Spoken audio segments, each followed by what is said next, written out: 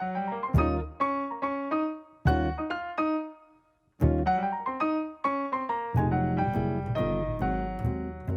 Katherine, it's great to see you on another episode of Casually Caffeinated, You too, Brooke. where we basically just let people in on our coffee sessions that we would normally have at work, but here we are. Our Netflix playlist, our podcast list. Well, I'm glad you brought up playlist because I have recently rediscovered Garth Brooks. P.S. I think he has a real future, and so I've been Garth Brooks. He's so fun. And I've been re-listening to like the songs of my childhood and just crooning like crazy here. Not at the office. I've kept it to a dull roar, but I actually had to remind myself I was in the office yesterday not to sing out loud because I had my AirPods in. Yeah. You're like, note to self, we're not at home anymore, which is like a constant reminder because I feel like people have been at home for so long that they can forget when they're, in a public places. Lots of examples, but, Listen, what I have found the worst is I talk to my dog constantly. And so when I am back in the office, I'm like, it doesn't count when you talk to yourself out loud. It's like hiding it and you're talking to the dog. So I'm really, when I'm in the office, working on that internal dialogue thing. But I am roaming around my house, crooning, and seeing as how I did not even make freshman choir, I think my dog is literally this close to running away. She's literally at the door asking to be released into the wild. So there's that. Well, I love that you describe that as crooning though, because I feel like that's better than, I don't know. I just feel like that sounds very like you're like maybe musically inclined more than you think. No, definitely not musically inclined. However, I have been belting ballads like nobody's business, which is nuts. If you've ever seen a woman bouncing around her house crooning out a ballad, like that's how you know maybe she needs like a little bit of an intervention and it's time to leave the house. So I may have just outed myself. But speaking of getting out of the house, today we're talking about PTO. Mm-hmm. In the time of COVID, and I think it's what we're hearing right now in the market and from clients is that folks are really holding on to that PTO and they're not using it like they normally would because they couldn't go anywhere for spring break. They're not leaving their homes. Maybe they're saving it in case there's an illness. Right. Etc. Well, so no, go ahead. In a time where the lines are, so blurred between kind of work time and home time, with a lot of people still, working from home, or maybe they're going to the office and they're still working, really long hours. Stress abounds. So it's really interesting to hear what some companies, some clients have been doing kind of with their PTO planning, or just even the reports over the, like, to your point, the usage. So what have you been seeing from a PTO usage standpoint, and what companies have been trying to do to get creative with that? Well, what I'm really seeing with my clients is that their folks are holding on to that PTO. Mm-hmm. And so the first thing I always say is ask why, right? So if we can't ask in a pulse survey, or we don't have that capability, look to I call them your canary in the coal mine, your folks that are kind of the temperature takers for the organization, and ask them if they're taking PTO, and if they haven't, why not? What's going on? And so I think you're going to hear a lot of different things. I think you're going to hear we can't go anywhere. Maybe it'll be better this fall where we can travel. Or I have somebody in a vulnerable population in my home and I want to save my time in case something happens with COVID, but I can take time off with them. Or frankly, what I have heard also is that folks are trying to bank their PTO in case they get laid off and their policy has a PTO payout. However, I definitely think you need to run that report and identify who's not taking PTO and ask them why. Because it could be a number. It could be a number of things. It could be a manager that doesn't encourage PTO use. So what I would first say is, since everything starts at the top, if your leaders aren't taking PTO, they're really signaling to your workforce that PTO is not appropriate right now. And so they're just not going to take it. I think that's such an interesting point about, managers and kind of how they communicate about PTO and if they take it, themselves. What do you think is the most beneficial for, encouraging healthy PTO? A new headpiece is coming, you all. It's on order. What, from a manager perspective, what do you think is the most beneficial thing that they can do to support their PTO programs or encourage their employees to use the benefit? Well, apart from take it, so I'll share with you an example. One of my friends, who a friend and a client, I suppose, he thought this is not an issue, that I was being too kumbaya, too touchy-feely HR lady. And he said, take a day off and see what happens. So he took a day off. The next week, he had 3 PTO requests from people on his team. And when you exhibit leadership like that, I think you're really laying the path for your employees, because your employees are going to do what you do, as well as ensuring that workloads are balanced enough that folks aren't going to take PTO for 2 days and come back to 25 hours worth of work. Right, which is a real thing. Oh, it's absolutely a real thing, especially right now. Everybody's running lean. I don't think anyone is overstaffed right now. No.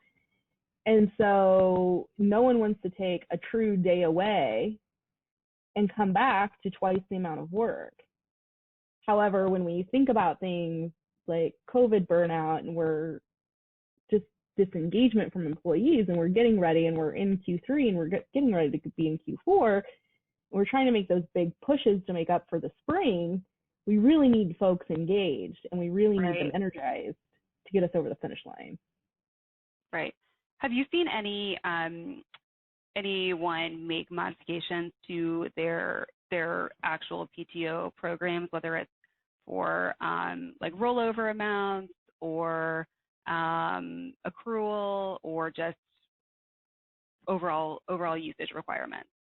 Absolutely. So some folks are re-examining rollover to see if allowing more rollover is going to help employees loosen the grip on the PTO that they do have.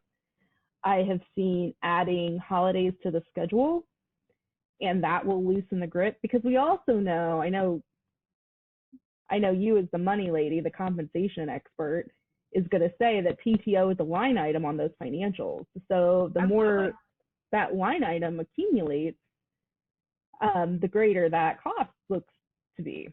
Right. And so giving people that time off between Christmas and New Year's, a couple days, I had one client and people started taking PTO because they were trying to hold it back for the holidays for whatever reason.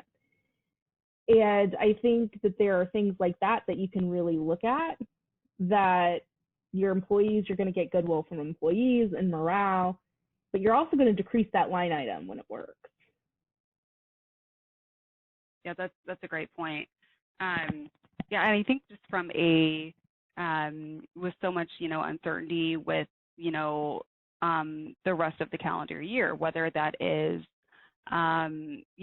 schools or just overall scheduling, I think that it sounds like measures like that, especially the communication of them, will really help to some degree, from a planning perspective, for sure. So maybe that can encourage that usage.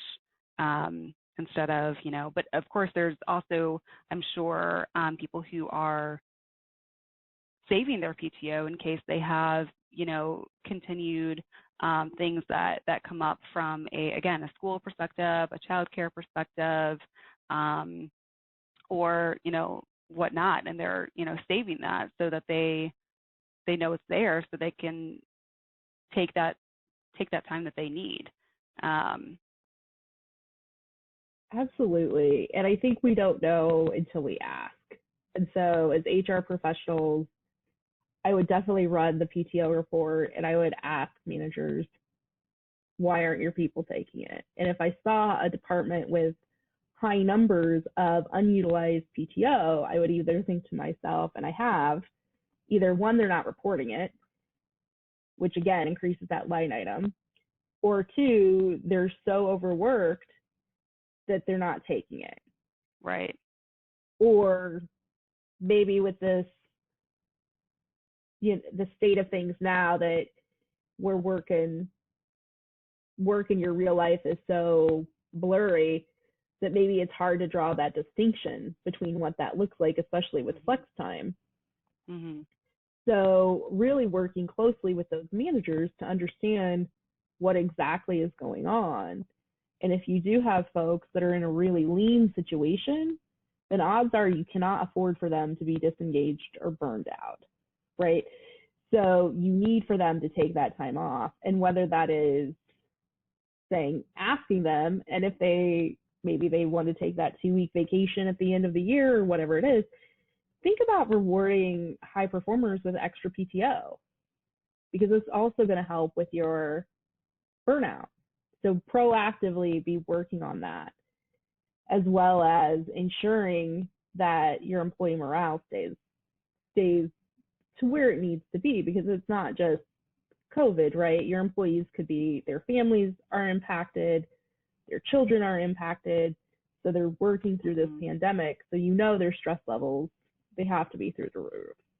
So giving somebody an extra PTO day for outperforming is a real boost, I think, in morale. Right. You've never heard of someone having, from an employee's perspective, too much PTO, right? So it's definitely one of those benefits and part of that, HR and total rewards that companies can use, to their leverage to help with burnout, help with engagement, help with just overall rewarding. But thank you so much, Brooke. This was really insightful. I love how, the PTO programming and insight just kind of melds right into all of those interesting shifts and, HR programs that I know that you're working on right now, and kind of that pivot. So thank you. Well, thank you. I appreciate it. The only thing I would ask before you wrap up is, from a total rewards perspective, how would you counsel employers to communicate their PTO policy? So what does that look like? So, well, I think that from a communication standpoint, I think it's really important that if someone is taking PTO, that it's really discouraged that they're answering email or that, they're answering calls. Otherwise, that's not much different than being in the office or from working from home, right? So if you're really trying to encourage your PTO, then lead by example. And when you're out of the office, that means that you're out of the office. I think that's the that's the biggest thing. Otherwise, the lines will continue to be blurred between PTO, flex time, work from home, which those things can all be viewed as very separate benefits, and they should, right? I mean, when you're working from home, you're working the whole time. When you have flex time, you are making that up, throughout the week.